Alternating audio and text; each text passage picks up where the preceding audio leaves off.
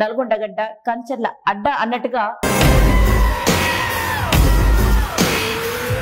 BRS party మొన్న Nalgonda assembly ఎన్నికల్లో ఓడిపోవడం జరిగింది. మేము అన్ని డెవలప్మెంట్ చేసాం. ఒక మెడికల్ కాలేజ్ తీసుకురావడం జరిగింది.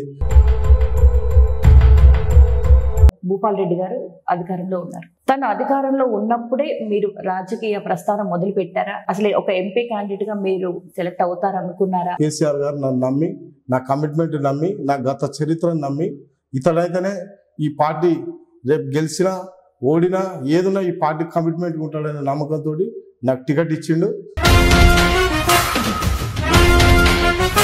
అధికారం అన్నది తమ్ముడిదైతే ఇక్కడ పెత్తనం అంతా కూడా అన్నది. కేసీఆర్ అప్పు చేసిండు, తప్పు చేసిండు అని మీరు అంటారు కదా. మరి మన బడ్జెట్లో 2023-24 బడ్జెట్లో మీరు 59,000 కోట్ల అప్పు చేస్తామని ఎందుకు పెట్టింది? మరి నమస్తే, నేను సంధ్య. లోక్సభ అసెంబ్లీ ఎన్నికల్లో భాగంగా నల్గొండ నియోజకవర్గానికి సంబంధించి ఇంకా ఎన్నికల డేట్ ఇంకా దగ్గరికి రానిలేదు. ఇప్పటికే విజయం వన్ సైడ్ అనే విధంగా నల్గొండలో కనిపిస్తోంది. నల్గొండగడ్డ కంచర్ల అడ్డ అన్నట్టుగా ఇక్కడ స్పష్టంగా రిజల్ట్స్ అయితే ఇప్పుడైతే కనిపిస్తున్నాయి. సో అసలు నల్గొండ కాన్స్టిట్యూన్సీ లో ఎలా ఉంది, ఎలాంటి వ్యూహంతో వెళ్తున్నారు అనేది నల్గొండ అభ్యర్థి కంచర్ల కృష్ణారెడ్డితో మనం ఉన్నాము, కలిసి మాట్లాడతాం. సార్ నమస్తే. నమస్తే అన్న, ఇప్పటి వరకు చూసుకున్నట్లయితే ఇప్పటికే కాంగ్రెస్ బీజేపీ ఓటమిని ఒప్పుకున్నట్టుగా అక్కడ సంకేతాలు కనబడుతున్నాయి. ప్రజలంతా మీ వైపే ఉన్నట్టుగా కనిపిస్తుంది. ఏంటి సీక్రెట్? ఏంటి ఇందులో సీక్రెట్ ఏం లేదు. ప్రజలంతా, ఎందుకంటే నల్గొండ ప్రజలు విఘ్నులు, వాళ్ళకి ఆలోచన శక్తి ఉంది. ఎందుకంటే తెలంగాణ సాయుధ పోరాటం చేసిన ప్రాంతం ఇది. ప్రతిదీ ఆలోచిస్తారు. కేసీఆర్ గత 9.5 సంవత్సరాలు ఈ తెలంగాణ కోసం, ఈ మా నల్గొండ జిల్లా కొరకు ఏం చేసిండో తెలుసు వాళ్ళకు. ప్రతిదీ అనాలిసిస్ చేసుకోరు. ఇప్పుడు 100-120 రోజుల పరిపాలనలో కాంగ్రెస్ ప్రభుత్వం మోసపూరిత హామీలు ఇచ్చి ఏ విధంగా మోసం చేసింది ప్రజలను అనేది తెలుసుకున్నారు వాళ్ళు. ప్రతి ఒక్కరు, ప్రతి కుటుంబంలో ప్రతి ఒక్క వ్యక్తి నష్టపోయిండు. కాంగ్రెస్ ప్రభుత్వం వల్ల కోల్పోయింది కనుక వాళ్ళకి తెలుసు కనుక తప్పకుండా మంచి మెజారిటీ ఇచ్చి మమ్మల్ని గెలిపిస్తారని నేను అనుకుంటున్నాను. అన్న, మనం ఎంత డెవలప్మెంట్ చేసినటువంటి బీఆర్ఎస్ పార్టీ మొన్న నల్గొండ అసెంబ్లీ ఎన్నికల్లో ఓడిపోవడం జరిగింది. ఎందుకు ఓడిపోయిందని మీకు ఒక అంచనా అనేది ఒకటి వచ్చి ఉంటారు కదా? చిన్న చిన్న పొరపాట్లు జరిగి ఉంటాయి. అభివృద్ధి చేసిండు మా బ్రదరు బీఆర్ఎస్ పార్టీ, కానీ చిన్న పొరపాటు చేసిండు. 24 గంటలు అందుబాటులో ఉండటం, కొద్దిగా చిన్న సమస్యలతో ఇబ్బంది జరగలేదు. ఇప్పుడు 9 సంవత్సరాలు అద్భుతమైన అభివృద్ధి చేశారంటున్నారు. మరి ఈ నల్గొండ మొన్న అసెంబ్లీ ఎన్నికల్లో ఎందుకు బీఆర్ఎస్ పార్టీ ఓడిపోయింది? వాస్తవం ఓడిపోయింది. ఎందుకంటే మేము అన్ని డెవలప్మెంట్ చేసాం. భూపాల్ అన్ని డెవలప్ చేసిండు. పార్టీ కేసీఆర్ గారు పూర్తి సహకారం చేసిండు. ఒక మెడికల్ కాలేజ్ తీసుకురావడం జరిగింది, ఒక ఐటీ హబ్ తీసుకురావడం జరిగింది, ఎన్జీ కాలేజ్ను 40 కోట్లు పెట్టి కొత్తది కన్స్ట్రక్షన్ చేయడం జరిగింది, బైపాస్ రోడ్లు వేయడం జరిగింది, ఇంటర్నల్ రోడ్లు వేయడం జరిగింది, ప్రతి కాలనీల పార్కులు ఇవన్నీ ఇవ్వడం జరిగింది. పూర్తిగా అభివృద్ధి చేసిండు. కానీ మొన్న కాంగ్రెస్ పార్టీ ఇచ్చిన హామీలను నమ్మి 2 లక్షల రుణమాఫీ, 15,000 రైతు బంధు, 15,000 కౌలు రైతులకు ఇస్తామని చెప్పడం, 12,000 రూపాయలు కూలీలకు ఇస్తానని చెప్పడం, ఇవన్నీ మహిళలకు 2,500 ఇస్తామని చెప్పడం, రైతులకు బోనస్ 500 రూపాయలు ఇస్తామని చెప్పడం వల్ల ఇవి నమ్మారు. అభివృద్ధి జరిగింది కదా సరే ఇవి ఇస్తా ఉంటారు అనే ఉద్దేశంతో ప్రజలు, రైతులు మోసపోవడం జరిగింది. మోసపోవడం తప్పు కాదు, మోసం చేయడం తప్పు కనుక వాళ్ళు చేసారు. ఇప్పుడు అంతకంతకు చూపిస్తారు, తప్పకుండా ఫలితం అనుభవిస్తుంది కాంగ్రెస్ పార్టీ. మీరు ఇప్పుడు మొన్నటి వరకు తమ్ముడు భూపాల్ రెడ్డి గారు అధికారంలో ఉన్నారు. తను అధికారంలో ఉన్నప్పుడే మీరు రాజకీయ ప్రస్థానం మొదలు పెట్టారా? అసలు ఒక ఎంపీ క్యాండిడేట్ గా మీరు సెలెక్ట్ అవుతారనుకున్నారా? అసలు ఎలా ఉండేది? లేదు, నేను 11 ఏళ్ళ వయసు నుంచే నాకు రాజకీయాలంటే ఇష్టం, ప్రజాసేవ అంటే ఇష్టం, ప్రజలతో తిరగటం అంటే ఇష్టం. 1981 సమితి ప్రెసిడెంట్ ఎన్నికలప్పటి నుంచే నేను రాజకీయంలో ఉన్నా. సరే అప్పుడు చిన్నపిల్లలైనా గోడలెక్కి రాతలు రాసేది, కరపత్రాలు వంచేది, పోస్టర్లు వంచేది. అప్పుడు నా స్థాయిలో నా వయసును బట్టి, నా స్థాయిని బట్టి నేను పార్టీలకు సేవ చేసుకుంటూ వచ్చిన. 35 సంవత్సరాలు తెలుగుదేశం పార్టీలో ఉన్నా. నేను పార్టీకి నిబద్ధతతో పనిచేసిన, పార్టీ యొక్క ఎదుగుదలకు ఉపయోగపడ్డా. ఈ బీఆర్ఎస్ పార్టీలకు, బీఆర్ఎస్ పార్టీలకు వచ్చినాక కూడా 7 సంవత్సరాల నుంచి నేను పార్టీ కొరకు సేవ చేస్తున్నా. కనుక నేను కొత్తగా వచ్చింది ఏం లేదు. మొదటి 40 ఏళ్ళ నుంచి రాజకీయాల్లో ఉన్నా. నాకు ఒక లక్ష్యం ఉంది. పార్లమెంటు కానీ అసెంబ్లీ కానీ చట్టసభలలో పోయి ఈ ప్రజల సమస్యల మీద పోరాటం చేయాలనే కోరిక ఉంది కనుక నేను ఈరోజు నా కేసీఆర్ గారు నన్ను నమ్మి, నా కమిట్మెంట్ నమ్మి, నా గత చరిత్రను నమ్మి, ఇతడైతేనే ఈ పార్టీ రేపు గెలిచినా ఓడినా ఏదున్నా ఈ పార్టీ కమిట్మెంట్ ఉంటాడనే నమ్మకంతో నాకు టికెట్ ఇచ్చిండు, ఆశీర్వదించి పంపించిండు. ఇక్కడ ప్రజలు కూడా నన్ను ఆశీర్వదిస్తారని నేను నమ్ముతున్నాను. ఒక చిన్న మాట, అంటే జనాల నుండి ఒక విన్న మాట, అధికారం అన్నది తమ్ముడిదైతే ఇక్కడ పెత్తనం అంతా కూడా అన్నదే, సెటిల్మెంట్లు కబ్జాలు ఇవన్నీ కూడా అన్న పేరు మీద నడిచాయి అనేది ఒక మాట వినబడింది. మీరు నల్గొండలో ఎవరినన్నా అడగండి, 5 సంవత్సరాల నేను 5-6 సార్లకు మించి నేను పోలేదు. అసలు సెటిల్మెంట్లు నాకు సంబంధం లేదు. మీరు ఈ క్వశ్చన్ ఎందుకు వేసిరో నాకు తెలియదు. ఒక్కరితో చెప్పించినా నేను దేనికైనా సిద్ధం. ఓకే, ఇప్పటికి కూడా మీలో ఒకటి ప్రత్యేకంగానే ఒకటి గమనిస్తున్నాను. ప్రచారానికి వెళ్తున్నారు, ప్రజలకు ఏం చేస్తారో చెప్తున్నారు, మిమ్మల్ని కూడా ప్రజలు అంత బ్రహ్మరథం పట్టి ఆహ్వానిస్తున్నారు. కానీ ఒకటి ఏంటంటే ప్రత్యర్థి పార్టీ మీద మీరు ఎక్కువగా అంటే ఆరోపణలు ఏమీ వినపడట్లేదు. ఎందుకు? నాకు ఒకరిని విమర్శించడం ఇష్టం ఉండదు. మా పార్టీ, మా ప్రభుత్వం, కేసీఆర్ గారు ఏం చేసిరు గత 9.5 సంవత్సరాలు, అంతకుముందు 14 సంవత్సరాలు ఉద్యమంలో ఏం చేసిండో ప్రజలందరూ తెలుసు. నాకు తెలిసిందే చెప్తా. మా ప్రభుత్వం 9.5 సంవత్సరాలు గిజ్ చేసిందని చెప్తా. కాంగ్రెస్ పార్టీ గత 120 రోజుల నుంచి ఏం మోసం చేసింది, ఏం అన్యాయం చేసిందో చెప్తా. రేపు భవిష్యత్తులో నన్ను ఎన్నుకుంటే ఏం చేస్తా అని చెప్తా. అవతల వ్యక్తి గురించి విమర్శించాల్సిన అవసరం నాకు లేదు. నేను గిజ్ చేస్తా, నాకు ఓటు వేసి గెలిపిస్తే గీ పని చేస్తా అని చెప్తా. అంతవరకే. విమర్శలు వాళ్ళు నాకు శత్రువులు కాదు, వాళ్ళు ప్రత్యర్థి పార్టీలో అభ్యర్థులు. నేనెందుకు విమర్శించాల్సిన అవసరం లేదు. మీ ప్రజాక్షేమమే ముఖ్యంగా మీరు వెళ్తున్నారు.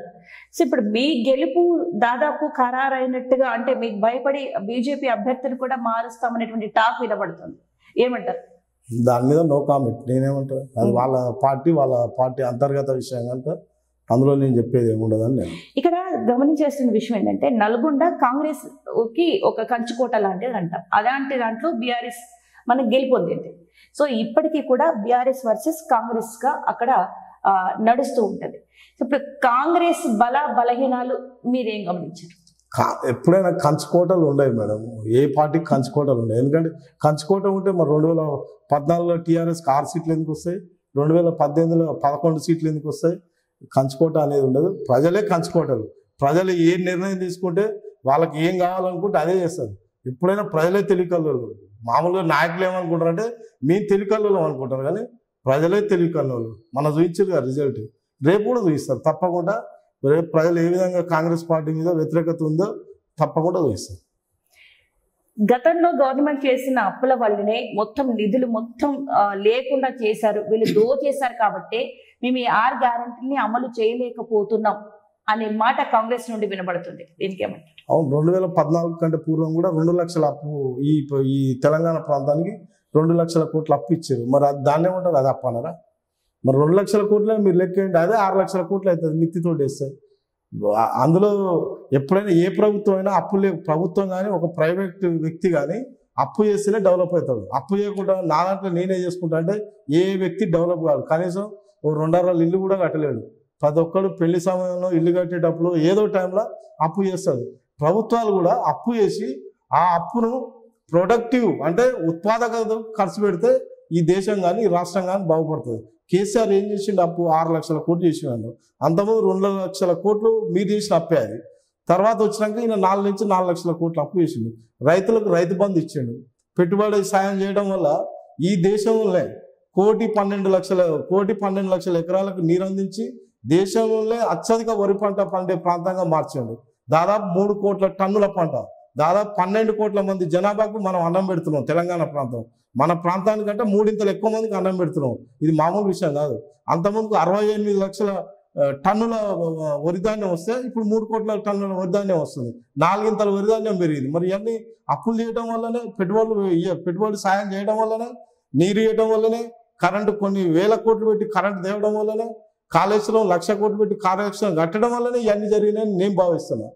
ఓకే, కేసీఆర్ అప్పు చేసిండు, తప్పు చేసిండు అని మీరు అంటారు కదా. మరి మన బడ్జెట్లో 2023-24 బడ్జెట్లో మీరు 59,000 కోట్ల అప్పు చేస్తామని ఎందుకు పెట్టింది? మరి మీరు అప్పు తేవద్దు కదా. కేసీఆర్ తప్పు చేసిండు అంటారు కదా. మీరు అప్పు తేవద్దు, పన్నులు వేయొద్దు, భూములు అమ్మొద్దు, చేయండి. ఎట్లా చేస్తారు? మీరు నిజాయితీ పరులు కదా, మళ్ళీ మీరు అదే అప్పు చేసుకుంటా ఆల్రెడీ 4 నెలల్లో దాదాపు 20,000 కోట్ల అప్పు తెచ్చి మీరు అప్పు గురించి మాట్లాడే అర్హత మీకెక్కడిది? గత 55-60 ఏళ్ళ పరిపాలన మీరు ఏం చేసినో తెలియదా ప్రజలకు? ఇందిరమ్మ రాజ్యం ఎట్లుంటుందో ప్రజలకు తెలియదా?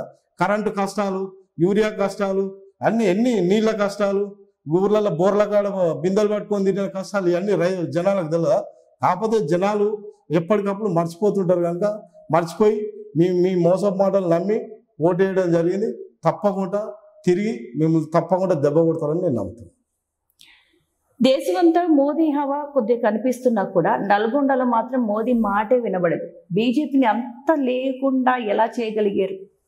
ఇందులో పెద్ద గొప్పతనం ఉందని నేనేమో అనుకుంటలేను. ఎందుకంటే నల్గొండ ప్రాంతం, ఉమ్మడి నల్గొండ జిల్లా, ఏది ఇంతకంటే ముందు ఒక ఉమ్మడి నల్గొండ జిల్లా ఉండే తెలంగాణ సాయుధ పోరాటాన్ని తెలంగాణలో పోరాడి సాధించే ఎంఐఎంలు రావి నారాయణ రెడ్డి, ధర్మభిక్షం గారు, భీమిరెడ్డి నరసింహారెడ్డి గారు, సాకల ఐలమ్మ గారు, ఇలాంటి ఎంతో మంది, దొడ్డి కొమరయ్య గారు పోరాటం చేసిన గడ్డ. ఇక్కడ విఘ్నులు ఉంటారు.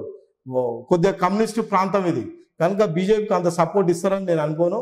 అదేవిధంగా అసలు మోడీని ఎందుకు ఇక్కడ ఓటేయాలి, తెలంగాణలో ఎందుకు ఓటేయాలి, ఆయన ఏం చేసిండని ఈ తెలంగాణకి ఏమైనా చేసిండా? గత 10 సంవత్సరాలలో ఏదన్నా ఒక ఐటీఆర్ ఇస్తే ఐటీఆర్ను రద్దు చేసిండు, డిఫెన్స్ కారిడార్ ఇవ్వలేదు, అది బుందేల్కి అందుకు పంపించిండు. ఆయన ఏం కాజీపేట కోచ్ ఫ్యాక్టరీ అని, కోచ్ ఫ్యాక్టరీ 20 ఏళ్ళ నుంచి 10 ఏళ్ళ నుంచి అదే చెప్తున్నారు. అదేవిధంగా ఈ రాష్ట్రంలో ఒక పాలమూరు ఎత్తిపోతలో లేదా కాళేశ్వరం ఏదైనా ఒక జాతీయ ప్రాజెక్ట్ ఇవ్వచ్చు కదా, ఏది ఇవ్వలేదు. మరి ఎందుకు ఓటేయాలి? ఆయనకు ఏం చేసిండని ఓటేయాలి? కనుక ఇక్కడ తెలంగాణ ప్రాంతంలో, పర్టికులర్గా నల్గొండ ప్రాంతంలో బీజేపీకి అంత ఉంటుందని నేను భావిస్తాను. ఎట్లా ఉందని ఇప్పుడు మన క్యాడర్ ఏమంటున్నారు అంటే, మిమ్మల్ని బీఆర్ఎస్ పార్టీ ఎలాగో గెలిపించుకుంటారు, మీరు ప్రచారానికి వెళ్తున్నారు కదా, ఇప్పటికీ కూడా మిమ్మల్ని ఏదో ప్రశ్నించడం కానీ మీకు ఏమైనా అభ్యర్థనలు చేసుకోవడం కానీ జరుగుతూ ఉంటుంది. ఎలాంటి రెస్పాన్స్ వస్తుంది? దేవుని దయ వల్ల, కాంగ్రెస్ పార్టీ దయ వల్ల ఒక్కరు కూడా మమ్మల్ని వ్యతిరేకించే పరిస్థితి లేదు. ఓపెన్గా చెప్తాను. నేను నాకు టికెట్ అనౌన్స్ చేసిన దాదాపు 1 నెల రోజులు అవుతుంది. పోయిన నెల 23వ తారీఖు అనౌన్స్ చేశారు. ఈ రోజుకు దాదాపు నెలకు వచ్చింది. ఒక 1000 నుంచి 1500 ఫోన్లు వచ్చినాయి. ఒక్క వ్యక్తి కూడా అన్న నీకు టికెట్ ఎందుకు తీసుకున్నావు, మనం ఓడిపోతామని ఒక్కడు కూడా అన్న. ప్రతి ఒక్కడు నువ్వు అదృష్టవంతుడు అన్న, పక్కా గెలుస్తావన్నా, బ్రహ్మాండంగా ఉందన్న, రైతులలో వ్యతిరేకత ఉంది, మహిళలలో వ్యతిరేకత ఉంది, వృద్ధులలో వ్యతిరేకత ఉంది, ఆఖరికి నిరుద్యోగులు కూడా వ్యతిరేకత పాటిస్తున్నా, మనం బ్రహ్మాండంగా ఉంటాం. అందులో నేను ఇప్పుడు నిన్న మొన్న ప్రచారానికి కూడా పోయినా కదా, ఒక్కరు కూడా మాట్లాడతలేరు. ఏముందా మాట్లాడనీకే? కేసీఆర్కి ఇది చేసిండు, ఇప్పుడు ఈయన ఇది చేస్తుండు, ఏం చేయలేవు. ఒక 6 గ్యారెంటీలు అని చెప్పిండు. అందులో ఒక ఫ్రీ బస్సు ఉంది, ఫ్రీ బస్సు నో బస్సు, బస్సే లేదు, ఫ్రీ బస్సు నో బస్సు, ఇంకా మిగతా ఏం చేయలేదు. మరి ఎందుకని ఆయన కోటేస్తారు? ఆయన ఎందుకు సమర్థిస్తారు? మమ్మల్ని ఎందుకు అంటారు? మేము మా కేసీఆర్ గారు ఆయనకు తోచిన విధంగా చేసిండు, కొన్ని ఇయ్యని హామీలు చేసిండు, ఎన్నో చేసిండు. వాళ్ళకి అర్థమైంది కేసీఆర్, ఈ తెలంగాణ కేసీఆర్ అవసరం, ఇవన్నీ ఉత్తముచ్చట్లు అని చెప్పి ఆల్రెడీ డిసైడ్ అయ్యారు. ఎవ్వరు వ్యతిరేకిస్తలేరు. హ్యాపీగా మేము చెప్పింది వింటారు. తప్పకుండా మాకు మంచి అవకాశం ఇస్తారని నేను నమ్ముతాను. భూపాలరెడ్డి గారు పోటీలో ఉన్నప్పుడు దగ్గరుండి మీరు చూసుకున్నారు, మీరు పోటీలో ఉన్నప్పుడు దగ్గరుండి భూపాలరెడ్డి గారు చూసుకుంటున్నారు. ఒక బలరామకృష్ణుడిలాగా, ఒక రామలక్ష్మణులాగా మీరిద్దరు ఒక బలమైన అన్నదమ్ముల ఒక టీం లాగా అయితే వర్క్ చేస్తున్నారు. దీని సీక్రెట్ ఏంటి అంటే, చాలా మందికి ఫ్యామిలీస్ ఉంటాయి కానీ మీ అంత బాండింగ్ అయితే ఎక్కడ నేను చూడలేదు. ఓకే, మీరు అన్నది 100% కరెక్ట్. ఈ దేశంలో, ఈ ప్రపంచంలో 800 కోట్ల మంది ప్రజలు, మనం కొట్లాడాలనుకున్నా, సాధించాలనుకున్నా 800 కోట్ల మంది. మనం ఒక్క కడుపులో పుట్టిన ఇద్దరు అన్నదమ్ములు, మనం ఎందుకు కొట్లాడాలి? అవసరం ఏంది? అన్నదమ్ములు ఒకడొక ముద్ద తింటాడు, ఎక్కువ తింటాడు, ఒకడు తక్కువ తింటాడు. అంత మాత్రం అన్నదమ్ములు తింటేనే ఓరవనోడు ఈ ప్రజల కొరకు ఏం చేస్తాడు? అందుకనే మా ఇద్దరు అన్నదమ్ములు, నేను బేసిక్ కాన్సెప్ట్ అదే. అన్నదమ్ములను నమ్మనోడు, అన్నదమ్ములను ప్రేమించనోడు ఈ ప్రపంచాన్ని ప్రేమించాడు, ప్రజలను ప్రేమించాడు, బయటకు వచ్చి టీవీల కాడ ఉత్తమ ముచ్చాడు చెప్తాడు అనేది నా నమ్మకం. అందుకని నేను మా అన్నదమ్ములను మంచుకుంటా. అతని శ్రేయస్సు నేను కోరుతాను, నా శ్రేయస్సు అతను కోరుతాడు. గతంలో కోరినాం, భవిష్యత్తులో కోరుతాం, వర్తమానంలో కోరుతాం. ఎప్పటికీ మేము కలిసి ఉంటాం సాధ్యమైనంత వరకు. అందులో డౌట్ ఏం లేదు. నల్గొండ నుండి చాలా మంది పోటీలో ఉన్నారు, వేరెవరి పేర్లు కూడా కొన్ని వినిపించాయి, కానీ అందరినీ కాదని మీకు టికెట్ ఇవ్వడం జరిగింది. ఒక విధంగా మీ అదృష్టమే. అంటే కేసీఆర్ గారికి మీ మీద అంత నమ్మకం. కానీ ఇక్కడ ఈ కాళేశ్వరం మీద అవినీతి జరిగింది, ఈ లిక్కర్ స్కామ్ జరిగింది, మొత్తం రాష్ట్రాన్ని అంతా దోచుకున్నారనేటువంటి ప్రచారం విపరీతంగా చేస్తున్నారు. మీరు దగ్గర నుండి గత కొన్నేళ్లుగా మీరు పార్టీని చూస్తున్నారు, పార్టీ ఆటని చూస్తున్నారు. దీని గురించి ఏమంటారు? ఓకే, మీరు అన్నది వాస్తవం. ప్రచారం ఉన్నది. అసలు కాళేశ్వరానికి ఇప్పటి వరకు 93,000 కోట్ల రూపాయలు పెట్టారు. 93,000 కోట్ల రూపాయలు ఖర్చు పెడితే 1,00,000 కోట్ల అవినీతి అవుతుందా? అక్కడనే ఎలిగేషన్ బేస్లెస్. ఓకే, దాదాపు 300 పిల్లర్లు, 15 రిజర్వాయర్లు, కొన్ని వేల కిలోమీటర్ల కాలువలు, ఇవన్నీ తోమితే ఏం రూపాయి ఖర్చు కదా. మాట్లాడేతోనికి తలకాయ ఉండాలి. అవినీతి అంటవా? డెఫినెట్గా ఎంతో కొంత ఎక్కడనో కింది స్థాయిలో ఎక్కడనో ఉంటుంది. మనం చిన్నప్పుడు మన తల్లిదండ్రులు కూరగాయలకు డబ్బులు ఇస్తేనే మనం చాక్లెటో బిస్కెటో కొనుక్కొని వస్తాం. ఉంటుంది, ఉండదని 100% నిజాయితీ ఉంటుంది. నేను ఎక్కడ చెప్పనీకి లేదు. కొంత ఉంటుంది, అధికారులలో ఉంటుంది, లోకల్ ప్రాంతీయ నాయకులలో ఉంటుంది, ఏదో ఉంటుంది, ఉండొచ్చు. కానీ మొత్తం 1,00,000 కోట్ల అవినీతి అనేది 100% బేస్లెస్, అది తప్పదు. నల్గొండలో మీరు ప్రచారానికి వెళ్తున్నారు. నల్గొండ ఎంపీగా ఒకవేళ ఎన్నికైతే ఈ నియోజకవర్గానికి పర్టికులర్గా ఈ సమస్యలు ఉన్నాయనేది మీకు ఒక అవగాహన ఉంటుంది. ఆ నియోజకవర్గంలో మీకు ఉన్న సమస్యలు ఏంటి? ముఖ్యంగా నల్గొండ జిల్లా కానీ నల్గొండ పార్లమెంట్ పరిధి కానీ దాదాపు 70 నుంచి 80 ఎక్కువ శాతం రైతులే ఉంటారు. రైతు కుటుంబాలే ఉంటాయి. దాదాపు 4 లక్షల రైతు కుటుంబాలు ఉంటాయి ఇక్కడ.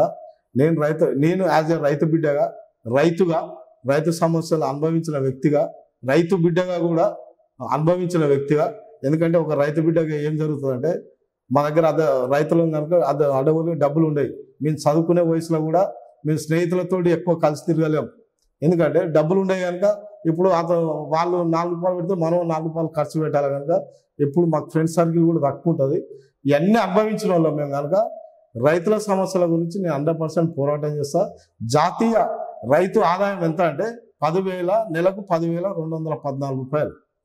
ఒక రైతు ఆదాయము, రైతు కుటుంబం ఆదాయం 10,218 రూపాయలు నెలకు జాతీయం. మన తెలంగాణ ఆదాయం 9,400 రూపాయలు ఒక రైతు కుటుంబానికి ఆదాయం. అదే మేఘాలయలో 29,000 రూపాయలు ఒక నెల ఆదాయం. అదే పంజాబ్లో 26,000 రూపాయల ఆదాయం. అదే హర్యానాలో 23,000 రూపాయల ఆదాయం ఒక నెలకు ఒక రైతు కుటుంబానికి. మన దగ్గర తక్కువ ఉంది. అందుకనే కేసీఆర్ గారు రైతు బంధు అని, ఫ్రీ కరెంట్ అని ఇవన్నీ ఇచ్చి, పెట్టుబడి సాయం అని చెప్పి ఇవన్నీ ఇచ్చి కొద్దిగా మెరుగుపరిచాడు. అయితే నా ఉద్దేశం ఏంటంటే, నేను ఒక రైతు బిడ్డగా రేపు పార్లమెంటుగా నన్ను ఎన్నిక చేసినట్టయితే రైతుల గురించే పోరాటం చేస్తాను. నేను రైతు పిల్లల గురించే పోరాటం చేస్తాను. ఈ ప్రాంతంలో ముఖ్యంగా రైతులు ఉంటారు కనుక వాళ్ళకు జాతీయ ఉపాధి హామీ పథకాన్ని రైతులకు, వ్యవసాయానికి అనుసంధానం చేసే విధంగా పోరాటం చేస్తాం పార్లమెంట్లో. అదేవిధంగా స్వామినాథన్ ఏదైతే రిపోర్ట్ ఇచ్చిందో దాని ప్రకారం ఒక రైతు కష్టపడి పనిచేస్తే ఎక్స్పెండిచర్ ఎంత వస్తుందో దానికి 50% యాడ్ చేసి ఇవ్వాలి ఎప్పుడైనా రేటు. అంటే దాని లెక్క ప్రకారం పర్ క్వింటాల్ వరి ధాన్యానికి దాదాపు 3,500 రూపాయలు నిర్ణయించాలి. అదేవిధంగా పత్తికి 14,000 రూపాయలు నిర్ణయించాలి. దాని కొరకు నేను పార్లమెంట్లో పోరాటం చేస్తాను.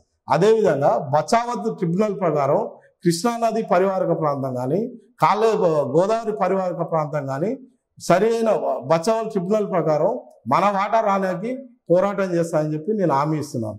అదేవిధంగా మా ప్రాంతంలో పేద ప్రజలు ఉంటారు కనుక ప్రతి మండలానికి కార్పొరేట్ విద్యాలయాలు కానీ, ప్రభుత్వ కార్పొరేట్ వైద్యశాలలు కానీ ఏర్పాటు చేయడానికి నేను పోరాటం చేస్తానని చెప్పి మాటిస్తున్నాను. ఇప్పుడు మీరు చెప్పిన దానికి రిలేటెడ్ గానే ఈ రోజు ఎన్నికలు అంటే దాదాపు ఒక అసెంబ్లీ ఎన్నికల్లో ఒక పోటీ చేయాలన్నా, ఈవెన్ ఒక సర్పంచ్ పోటీ చేయాలన్నా, ఒక కార్పొరేటర్ పోటీ చేయాలన్నా కొన్ని కోట్ల రూపాయలు ఖర్చు పెట్టాలి. ఒక ఎంపీ అభ్యర్థికి కొన్ని 100 కోట్ల ఖర్చు పెట్టే పరిస్థితి కనబడుతోంది. ఈ పరిస్థితి ఎందుకు వచ్చింది? ఇది మన దేశ దౌర్భాగ్యం. ప్రజాస్వామ్యం పేరు మీద కోట్ల రూపాయలు ఖర్చు పెట్టే పరిస్థితి తీసుకొచ్చారు. రాను ఇంకా పెరుగుతుంది.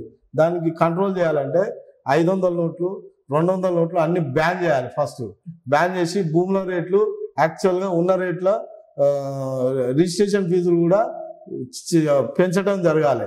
అదేవిధంగా యాంటీ కరప్షన్ పోవాలంటే బార్డర్ నుంచి అధికారులను తీసుకొచ్చి, సైనికులను తీసుకొచ్చి పెడితేనే యాంటీ కరప్షన్ చక్కగా అవుతుంది.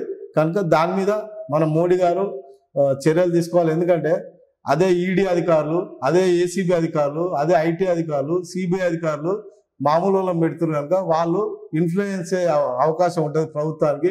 మిలిటరీ అధికారులు అయితేనే మొండిగా ఉంటారు, నిజాయితీగా ఉంటారు కనుక వాళ్ళని పెట్టాలని చెప్పి నేను కోరుతున్నాను. ఇన్ని 100 కోట్లు ఖర్చు పెట్టి గెలిచిన ఒక లీడర్ ఎన్ని 100 కోట్లు సంపాదించాలి అనేది ఒక సామాన్యుడి మదిలో మెదులుతున్న ప్రశ్న. అరే ఖర్చు ఇంత పెడితే ఎంత డబ్బులు సంపాదించుంటారా అనేది మాట. ఎట్లా అంటే మీరు ఆల్రెడీ అధికారంలో ఉన్నారు, మీకు అన్ని తెలుసు కాబట్టి. ఇప్పుడు మీరే చెప్తారు, క్వశ్చన్ మీకానే ఉంది, ఆన్సర్ మీకానే ఉంది, నేను కొత్తగా చెప్పేది అంటే అవినీతి జరుగుతుంది. జరగకుండా చేయాలంటేనే ప్రతి ఒక్కరు ఒక మామూలు వ్యక్తి కంప్లైంట్ ఇచ్చినా ఎంక్వైరీ జరగాలి. యాంటీ కరప్షన్ అవినీతి కామని అంటున్నారు, మేమేమి సంపాదించుకోలేదు, ఆస్తులు అమ్ముకున్నాము అంటున్నారు. ఓకే, కొందరు రాజకీయ నాయకులకు ప్యాషన్ ఉంటుంది, ప్రజాసేవ చేయాలంటే ఇష్టం ఉంటుంది. నాకు ప్రజాసేవ గురించి వచ్చిన నన్ను రెచ్చగొట్టి గత 10-14 సంవత్సరాల కింద కోమటిరెడ్డి బ్రదర్స్ నేను కాంట్రాక్టర్గా జీవితం ప్రారంభించినప్పుడు నా బిల్లులు ఆపి కొందరు ఆ బ్రదర్స్తో పాటు కొందరు నాయకులు నా బిల్లులు ఆపి నన్ను సర్వనాశనం చేశారు. నేను అందుకనే పాలిటిక్స్ ఆ టికెట్ తెచ్చుకోవాలని కసితోటి నల్గొండ సీటును భూపాల్కి పోరాడి ఇప్పించి గెలిపించి వచ్చిన. అదేవిధంగా నల్గొండ పార్లమెంటుకు కూడా ఈరోజు వచ్చినంటే ఆ కసితోటే వచ్చిన. ఆ బిల్లులు ఆపి నన్ను సర్వనాశనం చేసిన వ్యక్తుల కొరకే వాళ్ళు ఏదైతే సీట్ని అడ్డం పెట్టుకొని నన్ను ఇబ్బంది పెట్టి నా కాంట్రాక్ట్ జీవితాన్ని, నేను నిజాయితీగా సంపాదించే జీవితాన్ని చెడగొట్టిరో, ఆ జీవితం ఏ పదవిని అడ్డం పెట్టుకొని నన్ను చేసిరో ఆ పదవిని దూరం చేయాలనే ఈరోజు నేను రాజకీయంలోకి వచ్చి పనిచేస్తున్నా. ఆ దేవుని దయ వల్ల, కేసీఆర్ దయ వల్ల నాకు టికెట్ వచ్చింది. ప్రజల ఆశీర్వాదం వల్ల పంచభూతాల శక్తి ఉంది. పంచభూతాలు మానవులతో కానప్పుడు పంచభూతాలతో అవుతుంది. తప్పకుండా ఆ పంచభూతాలు ప్రజలు మా కేసీఆర్ గారి బలం నన్ను గెలిపిస్తుందని నేను నమ్ముతున్నాను. ఇప్పుడు తెలంగాణ బీఆర్ఎస్ పార్టీలో మనం చూస్తున్నాం, ఒక్కసారి అధికారం కోల్పోయిన తర్వాత కేవలం 100 రోజులు కాకముందే కాంగ్రెస్ లో ఎట్లా వైఫల్యాలు కనబడ్డాయో అలాగే బీఆర్ఎస్ పార్టీలో కూడా 100 రోజులు కాకముందే చాలా మంది పార్టీలు మారుతూ ఉన్నారు. ఇప్పుడు రేపు మిమ్మల్ని గెలిపించుకుంటే మీరు ఈ బీఆర్ఎస్ లోనే ఉంటారనే నమ్మకం ఏంటి? ఏ నమ్మకం? మీ క్వశ్చన్ 100% వాస్తవం. అది ఈ రాజకీయ పార్టీలలో కానీ ప్రభుత్వం మారంగానే కొంతమంది ఎదవలు ఉంటారు, మారుతూనే ఉంటారు. అందరూ ఏం మారరు, 95% నిజాయితీగా ఉంటారు. ఎప్పుడైనా ఒక 5% ఎదవలు అండ్లకి ఇళ్ళకి జంపింగ్ జపాంగ్లు ఉంటాయి. వాళ్ళకి ఎప్పుడు అధికార పార్టీ ముఖ్యం, ప్రతిపక్షాల నుండి పోరాటం చేసే శక్తి వాళ్ళకు ఉండదు. అట్లాంటిది జరుగుతుంది. వాస్తవం మీరు చెప్పిన క్వశ్చన్. నా విషయానికి వస్తే నేను గెలిచినట్టయితే రేపు నా మనసులో అట్లాంటి ఆలోచన వచ్చిన వచ్చే కంటే ఒక క్షణం ముందే నన్ను చంపేయాలని ఆ దేవుని కోరుకుంటున్నాను. అబ్బా, తెలంగాణ నల్గొండ ప్రజలకి ఎంత ధైర్యం అయితే మీరు ఇస్తున్నారు, అంటే పార్టీ మారను అనేటువంటి భరోసా అయితే ఇస్తున్నారు. సవాలే లేదు.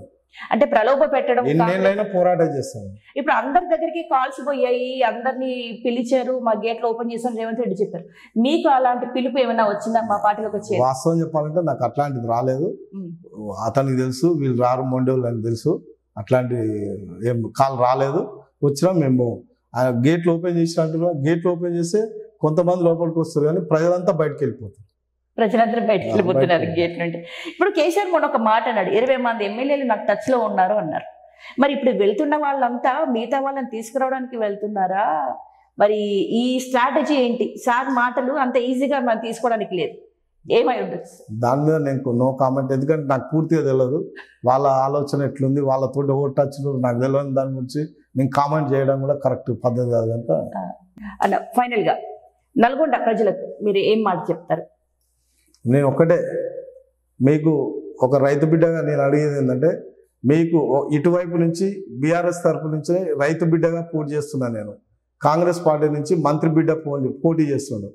మీకు రైతు బిడ్డ కావాలా, మంత్రి బిడ్డ కావాలా, ఒక్కసారి ఆలోచించి నిర్ణయం తీసుకోవాలని చెప్పి ప్రజలందరినీ కోరుకుంటున్నాను. ఓకే, థ్యాంక్ యూ అండి, థ్యాంక్ యూ వెరీ మచ్. నల్గొండలో గెలుపు మీ వైపు కావాలి, గెలిచిన తర్వాత మళ్ళీ మాకు ఇంటర్వ్యూ ఇవ్వాలి, మమ్మల్ని పిలుచుకోవాలి. థ్యాంక్ యూ అండి. మన గతంలో కూడా చూసాం, నల్గొండలో ప్రజలంతా కూడా అంటే ఒక చిన్న మార్పు కోరుకున్నారు, కానీ అభివృద్ధికి ఎక్కడా కూడా తక్కువ కాలేదు. ఎలాంటి నల్గొండ ఎలా జరిగింది అనేటువంటి వీడియోస్ మనం ఎన్నో చూస్తాము. నల్గొండలో చాలా అభివృద్ధి జరిగింది.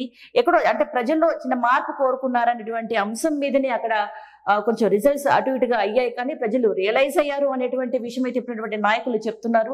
ప్రజలంతా కూడా ఈ కాంగ్రెస్ ఫెయిల్యూర్స్ ఏవైతే ఉన్నాయో, అంటే వాళ్ళు ఇచ్చినటువంటి తప్పుడు హామీలని ప్రజలు ఇప్పుడు నమ్మే పరిస్థితి లేదు. వాళ్ళు ఏదో ఆశపడ్డారు కానీ ఇప్పుడు బాధపడుతున్నారు అనేటువంటి అంశాన్ని కూడా నాయకులు చెప్తున్నటువంటి సందర్భాన్ని మనం చూస్తున్నాం. మరి నల్గొండ పార్లమెంట్ ఎన్నికల రిజల్ట్స్ వచ్చిన తర్వాతనే పూర్తి విషయం ఎలా ఉంది, ప్రజల అభిప్రాయం ఎలా ఉందో మనం తెలుసుకుందాం. థ్యాంక్ యూ అండి, థ్యాంక్ యూ.